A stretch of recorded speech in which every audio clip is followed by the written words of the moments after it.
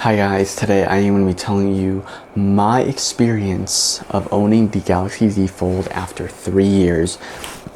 And the reason why I'm making this video is because I will not be owning this phone for very long, because if you're following up to the tech news and that kind of thing about the Galaxy Z Fold 7, I might be getting that, but the S Pen might be dropped from it. It's so weird. It's I don't know what they're doing. I've just always wanted a built-in S Pen for the Fold, because that would make sense, because you know how the Samsung Galaxy Note was the behemoth phone of its time, right? So it made sense for it to have a stylus, because it was so big. Well, guess what? The foldable phones are now the behemoth phones of their time. So this should adopt the built-in S Pen that the Note had. It just makes sense, because it's the big phone, It's basically a tablet phone. But anyways, that's just all I wanted to say. But apart from that, I do want to say that I have owned this phone for 3 years, and I won't be owning it for very long. So right now is a perfect time to be doing a 3-year a review of this phone, and I have a story to actually tell you regarding owning this phone, because it was not all perfect. I was surprised.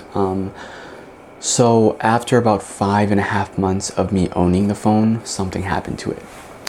The phone started to buzz, and then the screen went black. It would kind of flicker.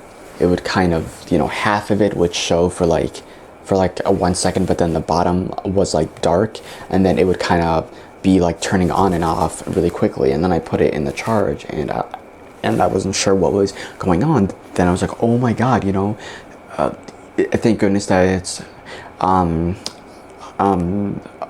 within the 1-year period, right? So what happened is I actually have the whole email. I found it yesterday, and I forgot some parts, but thank goodness that the email was actually there. So I did apparently send it into Best Buy, and now I have memory of it. So what did I say? So when I was doing my warranty online for a Samsung, when I was telling them the problem, they wanted to know the product symptoms, and I said power problems or power issues, because that was what I had believed. And then I was, I had this slight feeling in my mind that I had maybe put in water in it, although this is an IP68 waterproof phone. I'm not really worried about it actually being water damaged, if there even was water in it, because but how these companies are. I've read horror stories of Sony telling the customers, oh no, you broke your phone, you broke it, there is water damage in it, but it's it's a waterproof phone, that kind of thing. But anyways, what I wrote down in the description was, when I was filing the a warranty online, the phone is not turning on. When plugged in, the phone buzzes every few seconds. There is no physical or liquid damage. I sent it to Geek Squad in Best Buy, as it is one of the authorized repair services that is qualified by Samsung. So basically, Geek Squads is a portion in Best Buy that is specialized in fixing laptops, phones. Cause I saw this this lady there with her laptop. She wanted it to be fixed, right? But anyways, they said the phone could be defective and they could not fix it or figure out the problem. They said that it's better for me to send it to Samsung instead, while the phone is in warranty, so I may get a replacement for this defective unit.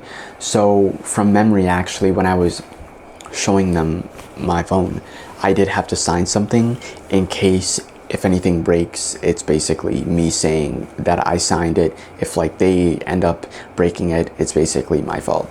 So that is what it was. But obviously the phone was fine. In terms of them trying to fix it, they did not break anything. But I did send it into Samsung, and guess what the problem actually was? When they found out what it was, It was the hinge. The hinge must have gotten messed up. So it must have not, like, you know, it somehow made the screen messed up because the hinge was defective.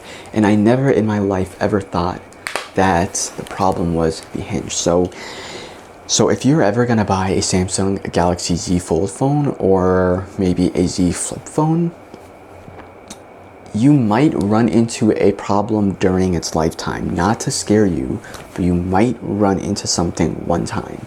But since then, it is perfect. That is really my only gripe with the phone, along with me taking pictures on it. With the case, it's very uncomfortable. That's like the only problem, really. Everything else, the phone is really, really great.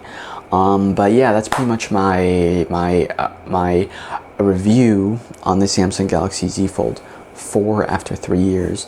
So that is all I wanted to say today. Thank you so much for watching. I might get the Galaxy Z Fold 7. I don't know 100% yet, but that Motorola Razr looks amazing, and the Galaxy Z Flip, actually I might be considering that. That's gonna be kind of a downgrade, but oh well. But that's all I have to say. All right, bye guys.